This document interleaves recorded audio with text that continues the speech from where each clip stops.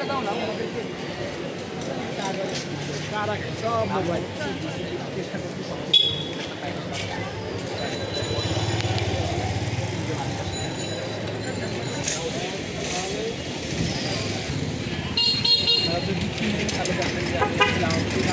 প্যানেলের পোস্ট তোমরা দূরে দূরে থাকো কেন? এই যাইবা প্যানেলের ইয়েগুলো দাও।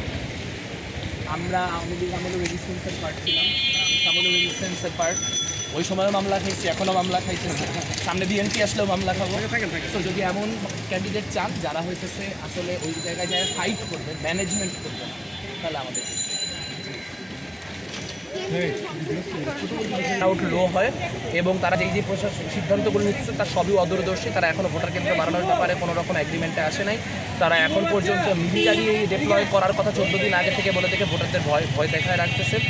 8 তারিখ থেকে যদি মেট্রো রেল বন্ধ থাকে তাহলে অসংখ্য শিক্ষার্থী যারা মিরপুর বা ওই অঞ্চলগুলি থেকে আসে তাদের আশা ব্যাহত হবে। কাজে ভোটার টার্ন আউট কীভাবে হাই হবে সেই বিষয়ে কোনো রকম দৃষ্টিপাত আমরা তাদের ক্ষেত্রে দেখতেছি না।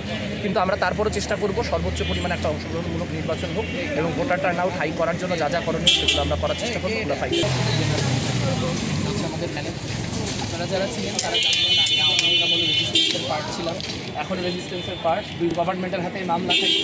সামনের দিনে যেই আসুক যদি এমন ক্যান্ডিডেট চান যারা রেজিস্ট্যান্সের পার্ট থাকবেন, যারা গভর্নমেন্টের পার্ট বা স্ট্যাবলিশমেন্টের পার্ট হবে না, সম্ভব হলে আমাদের